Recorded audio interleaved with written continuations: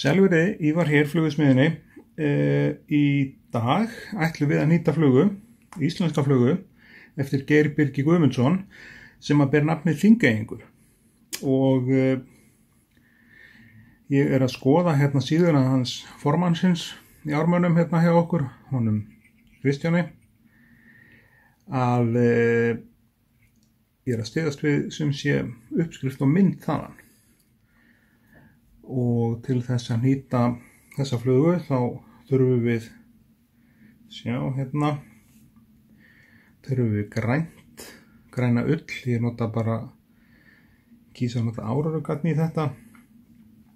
Og við þurfum ávalt silfur, það er ekkert skott á þessari flugu. Við festum árarugatni hérna niður. Og við tökum smá slatt af því. Klippum þetta til.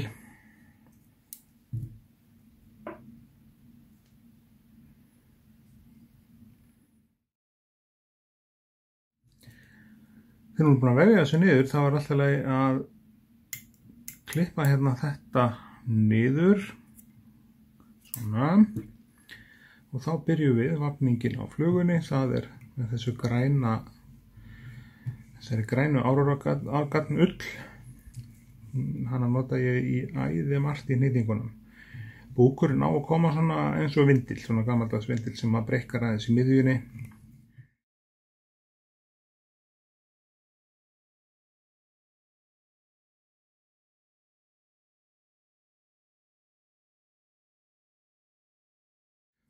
Svona, þá er búkurinn kominn. Þá eina sem er eftir þar það er að bregða silfrinu utan um þetta. Þá tökum við svona og höfum þetta þannig að þetta sé ekki of stutt á milli þeirra og ekki of langt heldur. Svona þá festum við þetta hérna niður, læsum þetta niður með tvinnunum svona. Það má ekki vera lengra vegna þess að við þurfum að hafa pláss fyrir bæði væng sem kemur á þetta hérna eftir og svo skegg. Svona. Við byrjum á skegginu. Skeggið er svartur íkorni og við erum búin að vinna þetta íkornahár þannig að þetta er svona nánast tilbúið. Eina sem við erum eftir að gera, það er að mæla þetta hérna við, það er ágætis regla. Þetta er bara bærilegt, sýnist mér. Og þá klippum við þetta hérna, skiptum putta eins og ég sýndi ykkur áðan. Klippum þetta hérna í miðunni, svona, þannig að þetta sé allt alveg nýfijafnt.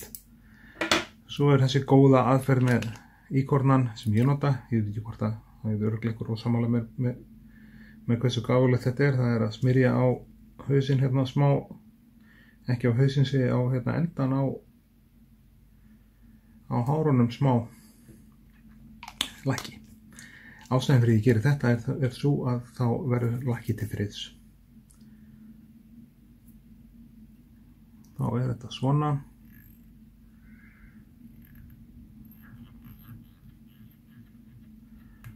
Þetta sleppur þéttingsfasta vafninga. Það er komið skegg á hana og næsta sem við gerum það er vængurinn. Svona, hér höfum við væng sem er svona í passlegri lengd. Við þurfum að stytta þetta aðeins. Þá gerum við svona, held hérna í endan á þessu og tek úr fjaðrirnar sem eru ekki nógu langar og þá verður vængurinn til friðs.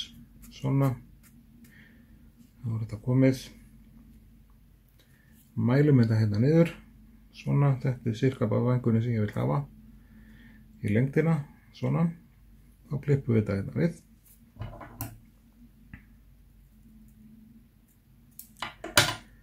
Og bregðum þessu yfir hérna hausinn. Við erum létt fyrst.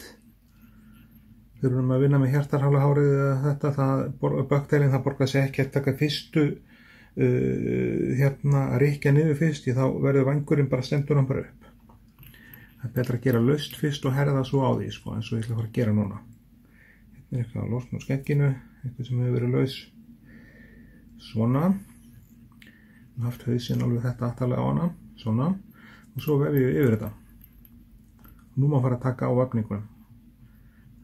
Gera þetta þéttara. taka þarna þéttingsfast á þessu, samt ekki svo fast við slítundvinnan en nógu fast til þess að vængurinn verði til friðs, sjáðu. Nú er flugan eiginlega bara tilbúin, nú er ekkert eftir að gera nema bara bregða 1 til 2 nútum á þetta hérna og skella okkur svo í málingavinnuna sem er lakkið.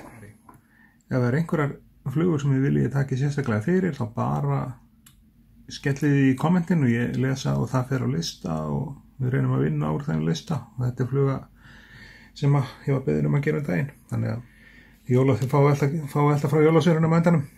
Þannig að nú er flugan klár. Þetta er Þingeyingur, mæli með eiga þessi í bóksinu, frábær fluga, veiði bæði lax og svilung.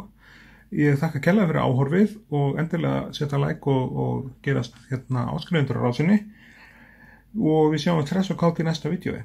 Takk fyrir.